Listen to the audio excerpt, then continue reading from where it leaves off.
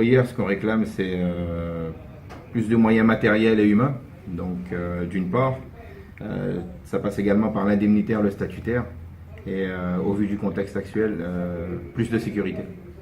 L'indemnitaire, le statutaire, qu'est-ce qui se cache derrière ces formules pour ceux qui ne font pas partie de la fonction publique? Tout simplement, pour Force ouvrière, depuis des années, nous réclamons la catégorie B. Et il faut également revoir nos statuts. Revalorisation de salaire obligatoire. Ça passe aussi par un changement de statut. Et comme on le disait depuis tout à l'heure, un surveillant, il faudrait qu'il touche au moins un minimum 1800 € à 2000 € par mois. Voilà.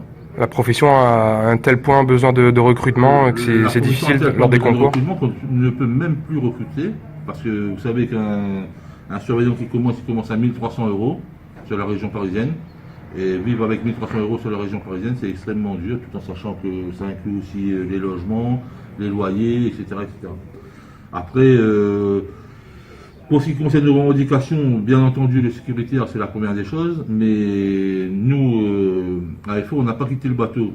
Je tiens à le signaler qu'on n'a pas quitté le bateau, qu'on était droit dans nos bottes et que depuis le début, on réclame l'indemnitaire et le statutaire avec, parce qu'on ne peut pas faire sans.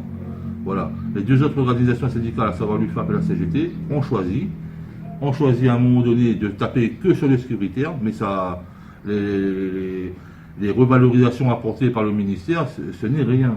Ce n'est rien. 1140 agents, hein, c'est 1,6 agents par an sur un établissement. Déjà qu'à la Réunion, il nous manque déjà 60, parce qu'au 1er janvier 2019, il y a 60 agents qui vont partir à la retraite. Imaginez-vous le résultat.